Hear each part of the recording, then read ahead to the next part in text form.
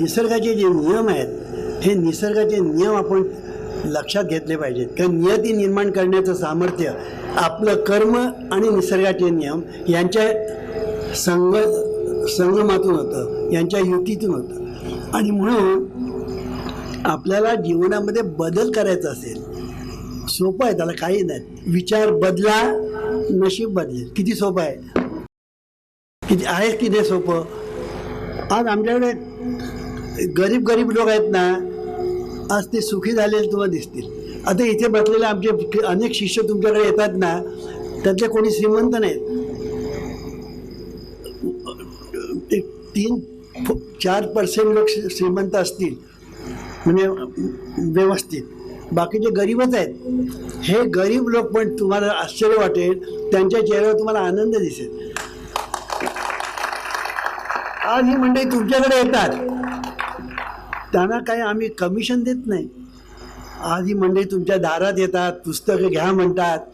काही लोक दार बंद करतात, काही लोक अपमान करतात. आता विदर्भातल्यामध्ये त्यांना तसा अनुभव आलेला नाही. मी मगाशी सांगितलं, विदर्भातले लोकच वेगळे आहेत. उलट ते म्हणतात आम्ही जिथे जिथे विदर्भात गेलो तिथे आमचा सन्मान झाला, असं त्यांनी सांगितलं. तर सांगायचा मुद्दा असा की सुरुवातीला त्यांना तसे अनुभव आले की लोक दरवाजा बंद करायचे आमच्या मुंबईला वगैरे. आणि कारण काय, मुंबईला सुद्धा काय आहे, तशी परिस्थिती तशीच आहे. कोण कुठल्या रूपाने सांगता येत नाही, अशी परिस्थिती गंभीर आहे. तर त्यांचाही दोष आहे असे म्हणत नाही. पण ही मंडळी तुमच्या दारात येतात, पुस्तकं घ्या म्हणतात, किती कष्ट करतात, उन्हात तानातून फिरतात, आणि आम्ही त्यांना काही एक पै पण देत नाही. हे त्यांना पै पण देत नाही, त्या लक्षात ठेवा. आणि हे सगळं ते सेवा म्हणून करतात. का? त्यांना कळलं की आपण सुखी झालो, तुम्ही पण सुखी व्हा. म्हणून विचार बदला, नशीब बदलेल. इतकं सोपं आहे. आता तुम्ही म्हणा हे इतकं सोपं आहे म्हणजे याचं कारण काय सांगतो तुम्हाला. गंमत अशी आहे की आपण सगळे सिनेमा बघतो की नाही, आपण ते सिनेमा आपण जेव्हा बघतो तर त्या सिनेमा तुम्हाला जे पडद्यावर दिसतं, चित्र जी दिसतात समोर, ते चित्र टाकणारं कोण असतं, तर तो प्रकाश टाकणारा जो असतो त्याला काय म्हणतात, प्रोजेक्टर जो असतो तो टाकत असतो. तो टाकतो म्हणजे काय, त्याच्या ठिकाणी जे रीळ असतं त्या रीळातलं तो फेकत असतो त्या पडद्यावर आणि चित्र बदलत असतं. आता रीळ जर त्यांनी 100 वेळा लावली तीच, तर तुम्हाला चित्र तेच दिसेल. 1000 वेळा लावली तरी चित्र तेच दिसेल. म्हणून तुकारामाने म्हटलेलं आहे ना, किती वेळा जन्म यावे किती वेळा फजित, म्हणजे हा त्याचा अर्थ आहे की किती वेळा तुम्ही जे ती बदललीच जर नाही रीळ, तर तुम्हाला पडद्यावर तेच चित्र दिसेल. मग चित्र तुम्हाला बदलायला पाहिजे असेल तर रीळ बदलायला पाहिजे. जर तुम्हाला चित्र बदलायचं असेल ना तर रीळ बदलायला पाहिजे. रीळ बदललं की चित्र बदललं. तसं आज तुमचं आहे. तुमच्या कॉन्शियस माइंडमध्ये जे विचार येतात ना, त्या विचारांचं जे रीळ आहे ते आज जे आहे ते अनिष्ट आहे. म्हणून आपल्याला जीवनामध्ये जे अनुभव येतात ते सगळे अनिष्ट असतात, सगळे नकोसे असतात. आणि म्हणून आपल्या जीवनाचं चित्र जे आहे ते जर आपल्याला बदलायचं असेल तर तुमचं जे रीळ आहे ना ते बदलायला पाहिजे. आणि ते जे रीळ आहे ना, त्या रीळाची जी बेस आहे ती कॉन्शियस माइंडमधून सबकॉन्शियस माइंडमध्ये आहे. म्हणून ह्या दोन्हीचा एकमेकांशी संबंध आहे, पहिलं लक्षात ठेवायचं. आणि म्हणून कॉन्शियस माइंडमध्ये सतत चांगले चांगले विचार घोळवायला शिका की ते हळूहळू अंतर्मनामध्ये जाते, हळूहळू अंतर्मनात जाते, एकदम जाणार नाही. आणि एकदा ते अंतर्मनामध्ये गेले ना, लॉ ऑफ सबकॉन्शियस माइंड ज्याला म्हणतात, तो law of subconscious mind is this की thoughts that you entertain in your mind have tendency to actualize in physical conditions. असं म्हटलं आहे की तुमचे जे विचार आहेत हे विचार तुम्ही जे एकदा मनामध्ये घोळवत ठेवलत ना की हळूहळू हळूहळू हळू सबकॉन्शियस माइंडमध्ये एकदा गेले की तुमच्या जीवनामध्ये त्याप्रमाणे घडवून आणण्याचं सामर्थ्य त्या अंतर्मनामध्ये आहे. म्हणून अंतर्मनाचं सामर्थ्य जे प्रचंड आहे ते पहिलं लक्षात ठेवलं पाहिजे. पण हे दोन्ही प्रकारे आणि आहे. लक्षात ठेवा, जशी वीज ही शक्ती आहे, ही वीज ही शक्ती कशी आहे, दोन्ही करते. इष्ट आणि अनिष्ट दोन्ही करण्याचं सामर्थ्य त्या विजेमध्ये आहे. तुम्ही जर विजेकडे मूर्खपणाने हँडल करण्याचा प्रयत्न केला, तुम्हाला शॉक बसेल, आग लागेल आणि मृत्यू पण येईल. पण विजेला हँडल करण्याची कला जर तुमच्याकडे असेल, शिक्षण असेल, त्या विजेतून आज आपल्याला हे काय जे दिसत आहे ना, ते तेच दिसत आहे की विजेतून मी आज तुमच्याकडे पोचतो आहे आवाजाने. इथे या ठिकाणी प्रकाश आहे, हा व्हिडिओ चाललेला आहे, सगळं चाललेलं आहे इलेक्ट्रिसिटीमुळे. म्हणजे वीज तुम्हाला दोन्ही करू शकते.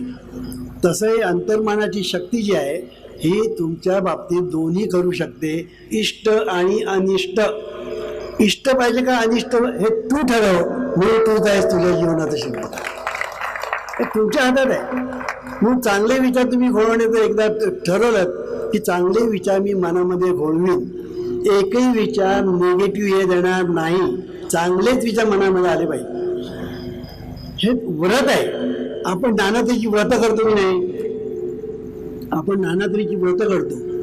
हे बायका किती व्रतं करतात? एकदा चातुर्मास आला की व्रतं करतात की नाही बायका?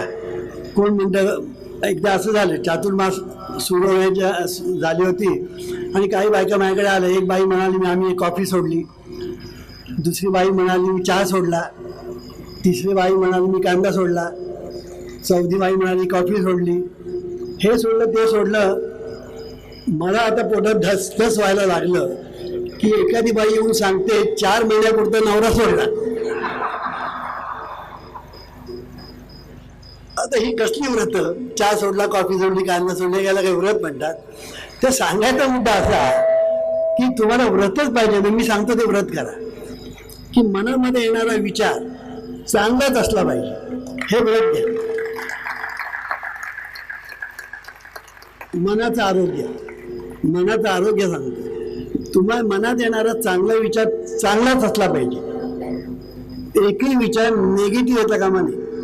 आपण बघा बोलताना सहज बोलतो निगेटिव्हली, कळलं की नाही? मुलांचं सुद्धा, हा मुलगा ना कम नशिबी आहे हो वामनराव, सांगणारे लोक मला भेटले.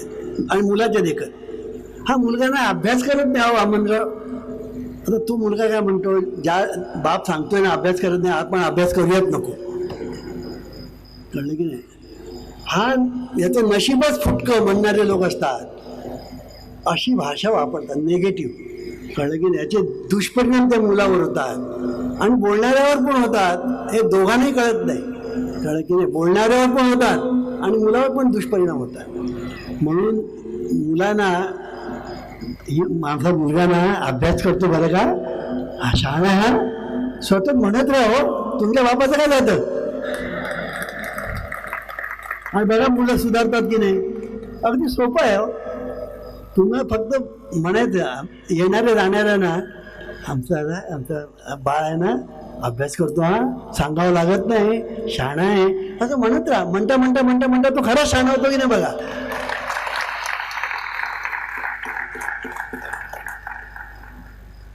आता मला पुष्कळ वेळेला सासू सुनांची भांडणं होतात की नाही? म्हणजे अगदी ते म्हणजे काय विळा भोपळा, तर सासू सुनांची भांडणं होतात. का भांडणं होतात? कारण एकमेकांबद्दल चांगलं बोलणंच त्यांना माहीत नाही, चांगलं बोलणं माहीत नाही. म्हणून मी तुम्हाला एक युक्ती सांगतो, कळलं की नाही? सूनबाईबद्दल सतत चांगलं बोलत राहा येणाऱ्या जाणाऱ्याकडे, कळलं की नाही? आमची सूनबाई ना फार चांगली आहे हो, अगदी तिला फार चांगली शिकवण मिळाली आहे हो, अगदी मला आईसारखी करते हो, म्हणत राहा. आणि ती करते की नाही बघा. तर आम्ही काय करतो, कोण आली, शेजारची बाई आली, कळलं की नाही? का हो तुमची सूनबाई काय म्हणते, असा की सासूबाईची टेप सुरू. जसं ती पूर्वीच्या काळी एक ग्रामोफोन नावाचा प्रकार होता, कळलं की नाही? ती ह्याच्यावर ठेवली आणि पिन अशी करून पिन ठेवली की वाजायला सुरुवात. ते अलीकडच्या लोकांना माहीत नाही, पिन ठेवली की वाजायला सुरुवात. तसं तुमची सूनबाई काय म्हणते, शेजारची बाई येते, तिला नाही उद्योग, आणि एकदा पिन ठेवली, सुनबाई काय म्हणते की सासूबाईची तेच सुरू, तबाखडी सुरू. कळलं की नाही? मग ही आमची सुनबाई असं करते, आमची सुनबाई तशी करते, तिला काही कुठलं शिक्षण नाही, तिला काही शिकवलेलं नाही. ती त्या सुनबाईला जाऊन सांगते, अहो तुमची सासूबाई असं म्हणत होती. झालं 2 वेळ सुरू झालं. मला म्हणतो हे घरामध्ये जे होतं ना, बोलण्यातून सुद्धा होतं, तुम्ही सुनबाई कशी असो ती चांगली असं म्हणा, आणि सासूबाई कशी असो सुनेने आईसारखी वागते, मला आईसारखी वागते असं म्हणा. अरे म्हणा ना, पण लोक ते म्हणायलाही तयार नसतात. चांगलं बोलणं ही गोष्टच आपल्याला ठाऊक नाही, कारण का आपल्याला कोणी शिकवलंच नाही. अरे चांगलं बोललं पाहिजे. वास्तव आपली एक म्हण आहे, शुभ बोलले नाऱ्या, अशी एक म्हण आहे की नाही, शुभ बोलले नाऱ्या. मग ते काय सांगतात की तू ज्या वास्तूमध्ये राहतोस त्या वास्तूमध्ये, आणि ती वास्तू तथास्तू म्हणते, तथास्तू तथास्तू असं म्हणते ती वास्तू. कळलं की नाही? म्हणून शुभ बोल असं आपले वाडवळी सांगायचे. कळलं की नाही? तर सांगायचा मुद्दा काय आहे की वास्तू शुभ, वास्तू तथास्तू तथास्तू म्हणते. तसं आणखीन एक आहे की अंतरिक्षामध्ये देवता नांदतात असं आपले म्हटलेलं आहे. अंतरिक्षामध्ये देवता, त्या देवता सुद्धा तथास्तू तथास्तू म्हणतात असंही आपल्याला सांगितलेलं आहे. कळलं की नाही? आम्ही असं सांगतो की हे जे विश्व आहे ना, या विश्वामध्ये हे जे लोक आहेत ना, हे लोक सुद्धा तथास्तू तथास्तूच म्हणत असतात. हे जे लोक आहेत ना, हे सुद्धा तथास्तू तथास्तूच म्हणत असतात. मग तू तथास्तू याचा अर्थ काय? तसा तू. तसा तू म्हणजे कसा? जसा तू बोलतोस तसा, जसा तू करतोस तसा, जसा तू विचार करतोस तसा, जसा तू चिंतन करतोस तसा, तसा तू आहेस असं सांगत असतात. आणि हे लक्षात ठेवायचं की आपलं हे शरीर म्हणजे सुद्धा एक वास्तू आहे.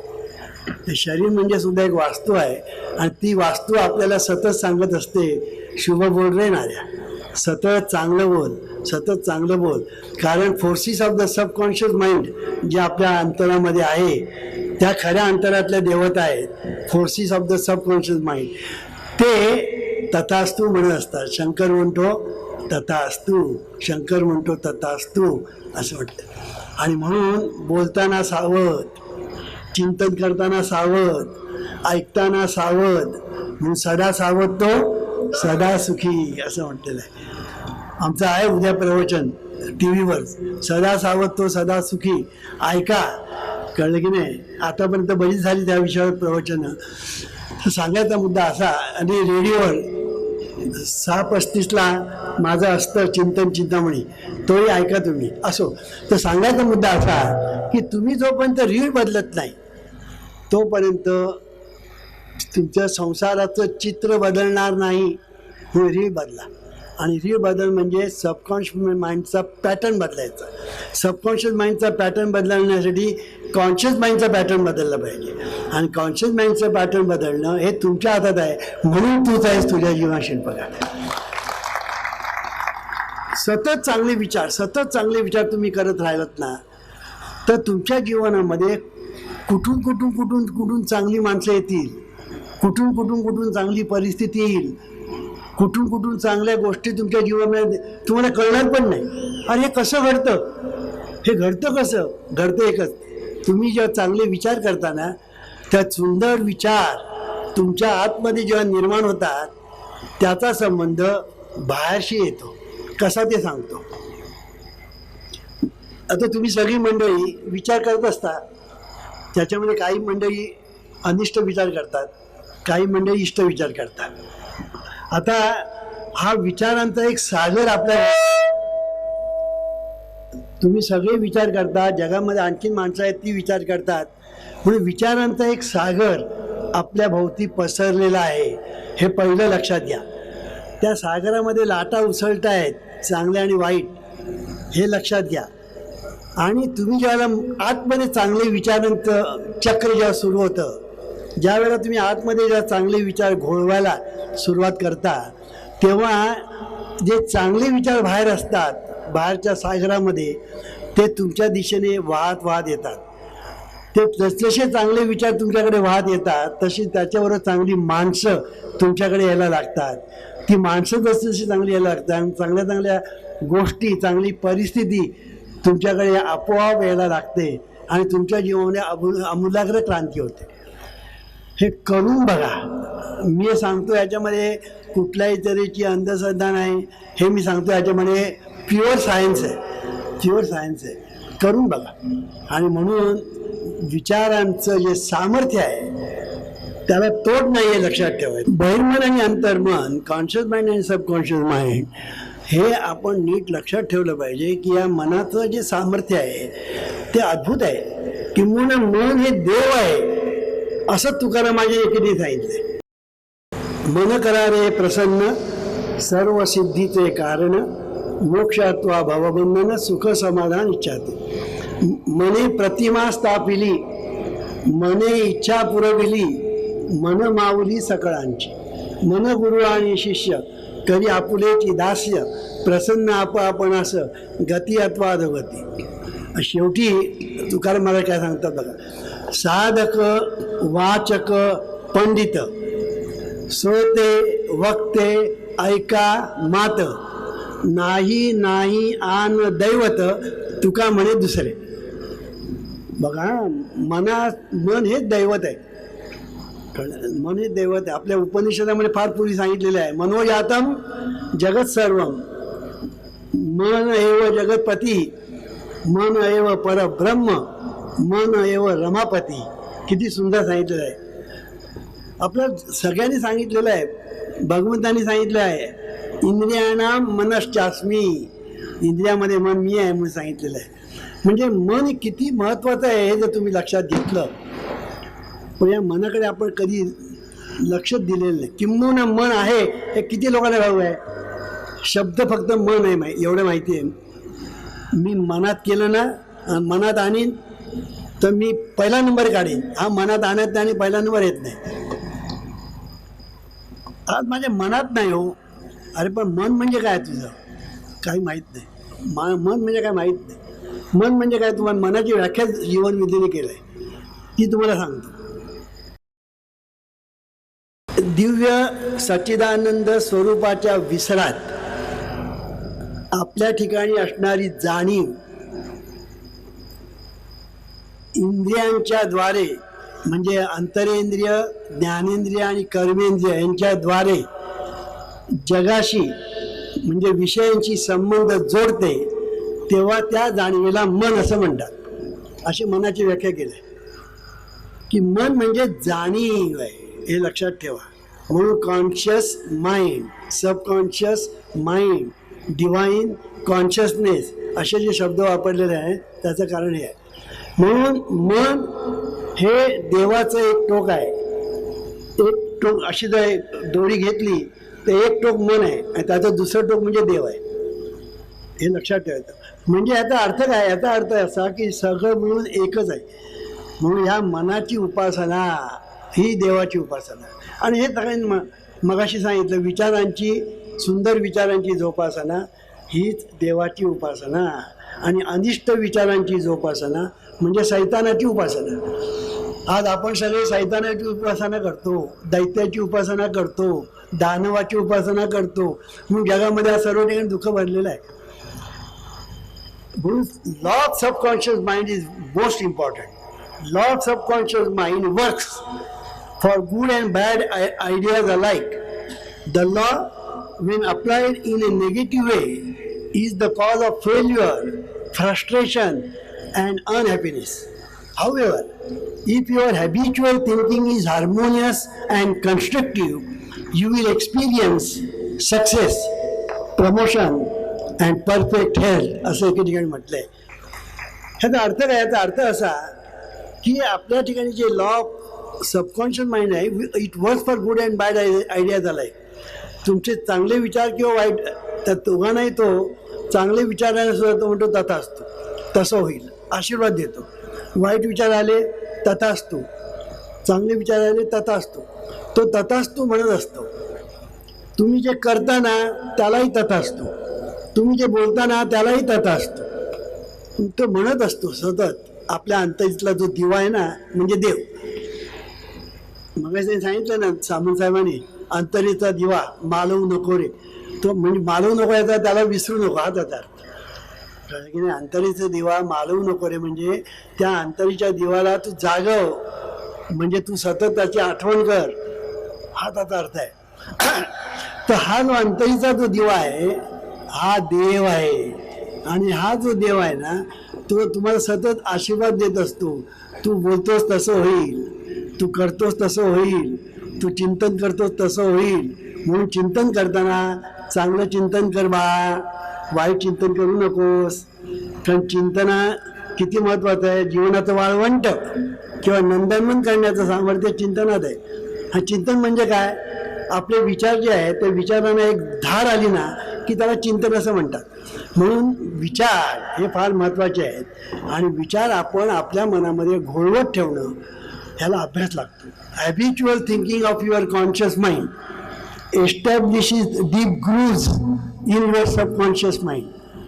Busy your mind with concepts of health, harmony, peace and abundance, and wonders will happen in your life.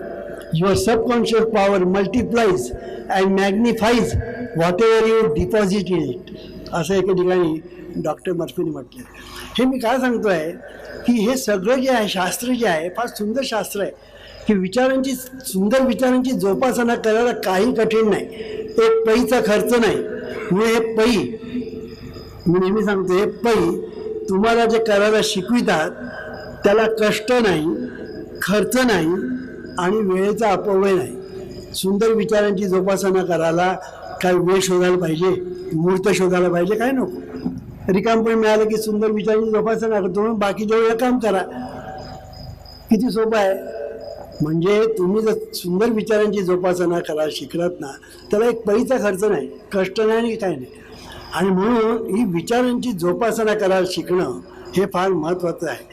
आणि याच्यासाठी तुमच्या जीवनामध्ये क्रांती घडून आणण्याचं सामर्थ्य तुमच्या अंतर्मनामध्ये आहे, आणि अंतर्मनामध्ये क्रांती घडून आणण्याचं सामर्थ्य बहिर्मनामध्ये आहे, आणि बहिर्मनामध्ये क्रांती घडून आणण्याचं सामर्थ्य तुमच्यामध्ये आहे. म्हणून तूच आहे तुझ्या जीवनाचा शिल्पकार. म्हणून चांगले विचार जोपासायला शिका. कारण तुम्ही जे विचार करता त्याच्या पलीकडे तुम्ही जाऊ शकत नाही, हे पहिलं लक्षात ठेवायचं. सरड्याची धाव कुंबड्यापर्यंत अशी एक म्हण आहे. तशी आपल्या जीवनाची धाव तुमच्या विचारांपर्यंत आहे. तुमचे जितके विचार त्याच्या पलीकडे तुम्ही जाऊ शकत नाही. म्हणून डिझायली नावाचा एक पंतप्रधान इंग्लंडचा, त्याने असं एका ठिकाणी म्हटलं आहे की nurture your mind with great thoughts for you will never go any higher than you think. कसं सुंदर म्हटलं बघा, की nurture your mind with great thoughts. चांगल्या विचारांची जोपासना करा. नर्चर म्हणजे जोपासना करा. Nurture your mind with great thoughts for you will never go any higher than you think. असं म्हटलं की तुम्ही त्याच्या पलीकडे जात नाही. म्हणजे विचारच जर तुमचे दरिद्री ना त्याच्या पलीकडे तुम्ही जात नाही, आणि विचार श्रीमंत तुम्ही आपोआप तुम्ही त्याच्या पलीकडे तुम्ही श्रीमंत व्हा. म्हणून जो रोगाचं चिंतन करतो तो रोगी होतो, जो रोगाचं चिंतन करतो तो रोगी होतो, भूताचं चिंतन करतो तो भूत होतो, जो श्रीमंतीचं चिंतन करतो तो श्रीमंत होतो, आणि जो देवाचं चिंतन करतो तो देव होतो. म्हणून तुमचे विचार तुमचं जीवन घडवीत असतं, बिघडवीत असतं. एवढे एकच लक्षात ठेवा. कळलं की नाही. इमर्सन नावाचा फिलॉसॉफर तो असं म्हणतो, your life is what you think all day long. असं म्हटलेलं आहे. तुमचं जीवन म्हणजे काय, तुम्ही जे चिंतन करता, विचार करता त्याप्रमाणे तुमचं जीवन. कळलं की नाही. Your thoughts make your life असं एका ठिकाणी ऑरेलियस नावाच्या ग्रीक फिलॉसॉफरनी म्हटलेलं आहे. विलियम जेम्स नावाचा एक फिलॉसॉफर, त्याने तर फारच सुंदर सांगितलेलं आहे एके ठिकाणी. तो त्याला असं म्हटलं आहे फादर ऑफ अमेरिकन फिलॉसॉफी असं त्याचं वर्णन केलेलं आहे विलियम जेम्स. तो असं म्हणतो, the power to move the world is in your subconscious mind which is one with infinite intelligence and boundless wisdom. It is fed by wind springs and is called the law of life. Whatever you impress on the subconscious mind, the latter will move heaven and earth to bring it to pass. You must therefore impress it with right ideas and constructive thoughts असं म्हटलेलं आहे. You must असं म्हटलेलं आहे की तुमच्या subconscious माइंडवर you must impress it with right ideas and constructive thoughts. म्हणून सतत शुभ चिंतन करा, सतत तुम्ही शुभ इच्छा करा, चांगलं बोलायला शिका, चांगली इच्छा करायला शिका, चांगलं करायला शिका. मग जीवनामध्ये सगळं चांगलं चांगलं होतं. आज काय होतं आहे बघा, ह्या सगळ्या गोष्टीच्या उलट आपण करतो. पुन्हा जगामध्ये सगळं उलट उलट चाललेलं आहे. ह्यात जबाबदार कोण? जबाबदार आपणच जबाबदार आहोत. आणि म्हणून इतकं सोपं आहे, इतकं सोपं आहे, पण हे फार कठीण आहे वामनराव असं म्हणतात. आता याच्यापेक्षा सोपं काय आहे? तुम्हाला पैसा खर्च नाही. पण काय गंमत आहे, लोकांना सोपं सांगितलं ना ते पटत नाही. उपवास करा, 16 सोमवार करा म्हणजे तुम्हाला फळ मिळेल. लगेच सोमवार करायला तयार. 16 शुक्रवार करा, लगेच करायला तयार. अरे पण शुभचिंतन करा म्हटलं तर हे कसं होणार? हां म्हणतात. पण शुभचिंतन करायला शिका, त्याला पर्याय नाही. नुसते विचार, पुढलं जे म्हणतो ना ते नाही केलं तर आलं का ते आपोआप होणार, ते आपोआप होणार. Take care of the pence and pounds will take care of themselves. तसं take care of the conscious mind and subconscious will take care of itself. आपोआप तुम्ही फक्त चांगल्या विचारांची जोपासना करायला शिका, बाकी तुम्ही काही नाही केलं तरी चालेल. आणि तुमच्या जीवनामध्ये चमत्कार होतो की नाही ते पहा. आणि नाहीच चमत्कार झाला तर मी प्रवचन करायचं सोडून देईन.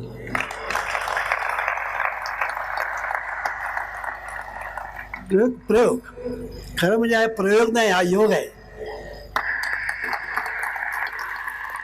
पण तुम्हाला मी प्रयोग करायला सांगतो म्हणजे तुम्हाला हा योग आहे असं कळलं की नाही. म्हणून आपल्याला ट्युनिंग, कळलं की नाही, ट्युनिंग ज्याला आपण म्हणतो ना, हे आपल्या देवाशी ट्युनिंग म्हणणं, ज्याला आपण म्हणतो की जे निसर्गाचे नियम आहेत त्याच्याशी ट्युनिंग करणं असं आपण ज्याला म्हणतो. हे ट्युनिंग जे आहे हे नेहमी शुभ विचारातून होतं, ट्युनिंग. आणि म्हणून आता आपण सतार वाजवतो, डिडुर्बा वाजवतो, ते प्रथम आपण काय करतो, त्या तारा जुळवतो आणि मग त्याला ट्युनिंग म्हणतात. म्हणून आपली ट्युनिंग झालं पाहिजे चांगल्या विचारांशी, चांगल्या बोलण्याशी आणि चांगल्या करण्याशी आणि चांगली इच्छा करायला शिका. चांगली इच्छा करायला, आपण चांगली इच्छाही करू शकत नाही. मेल्याचं भलं होऊ दे असं म्हणत नाही, तर मेल्याचं वाटोळ होऊ दे असं म्हणतो की नाही. फार माजलाय, एक दिवस वाटोळ होईल ना तेव्हा कळेल असे आपण बोलतो. असं कसं बोलायचं कारण काय? असं बोलण्याचं कारण नाही. मग असं म्हणायचं, देवा याचं भलं कर, देवा याचं भलं कर. मी एकदा एक बाई मला भेटली, कळलं की नाही. मला म्हणे, वामनराव मला असं सांगा, इतकं सोपं सांगा की ते मी सहज करू शकेन. म्हटलं मी सांगतो पण तू करशील का? हो म्हणाल, सोपं आहे ना, मग मी नक्की करेन. मी तिला असं सांगितलं, बघ तुझ्यासमोर कोण जो येईल ना, देवा याचं भलं कर एवढं म्हण. आता एवढं म्हणाल तुझं काय बापाचं जातं का? नाही म्हणाल, देवा ह्याचं भलं कर. कोण बाई आली, देवा हिचं भलं कर. कोण पुरुष आलं, देवा याचं भलं कर. कोण मुलं आली, याचं भलं कर. जे समोर कोण येईल ना त्याचं भलं कर एवढं म्हण, आणि तुझं भलं होतं की नाही पहा. मग करशील ना? अहो आम्हाला करणार म्हणजे काय निश्चित करणार. मग 2 दिवसांनी मला येऊन सांग काय झालं ते. अजूनपर्यंत तिचा पत्ता नाही. ते सांगून झाले 3 वर्ष, अजून पत्ता नाही. मी सांगतो हे सोपं, आता ह्याच्यापेक्षा सोपं काय बा सांगा. म्हणजे एवढी प्रार्थना 4 वेळी पण म्हटली नाही तरी चालेल. मग देवा याचं भलं कर, देवा याचं भलं कर, देवा दिसेल त्याचं काय बघा ना. आणि जातं की नाही आतमध्ये अंतर्मनात बघा. अहो तो एक पंतप्रधान होऊन गेला इंग्लंडचा, कळलं की नाही, काय त्याचं नाव बरं, मॅकडोनाल्ड, रॅम्से मॅकडोनाल्ड. हा इंग्लंडचा एक पंतप्रधान होऊन गेला. तो एके ठिकाणी पोस्टामध्ये कारकून होता, कारकून. आणि तो काम काय त्याचं की तुम्ही जो पत्ता लिहिता ना आणि मग स्टॅम्प मारता, तो स्टॅम्प दुसऱ्याने वापरू नये म्हणून त्याच्यावर स्टॅम्प मारण्याचं काम त्याचं. अशी काय प्रत्येक आला हातामध्ये एन्व्हलप मारलं स्टॅम्प, आलं स्टॅम्प मार. आता हे सगळे कारकून हेच करतात म्हणून शेवटपर्यंत ते कारकून. आता हा काय करतो बघा, may God bless you stamp मारला, पुन्हा दुसरं पाकिट आलं may God bless you stamp मारला, तिसरं पाकिट आलं मे गॉड ब्लेस यू मारलं. असं करता करता करता करता ते त्याच्या अंतर्मनामध्ये गेलं. आणि एकदा अंतर्मनामध्ये गेलं ना, your subconscious mind moves heaven and earth to bring it to pass, असं जे म्हटलेलं आहे ना, तसं त्याच्या जीवनामध्ये अशा काही घटना घडत गेल्या की तो इंग्लंडचा पंतप्रधान झाला की ज्या वेळेला जगावर सूर्य मावळत नव्हता त्यावेळेला केवढा मोठा झाला. May God bless you, may God bless you, may God bless you. आमची प्रार्थना काय सांगते हेच सांगते, हे देवा सर्वांचं भलं कर, देवा सर्वांचं कल्याण कर. ईश्वरा सर्वांना चांगली बुद्धी दे, आरोग्य दे, सर्वांना सुखात आनंदात ऐश्वर्यात ठेव. सर्वांचं भलं कर, कल्याण कर, रक्षण कर आणि तुझे गोड नाम मुखात खंड राहू दे.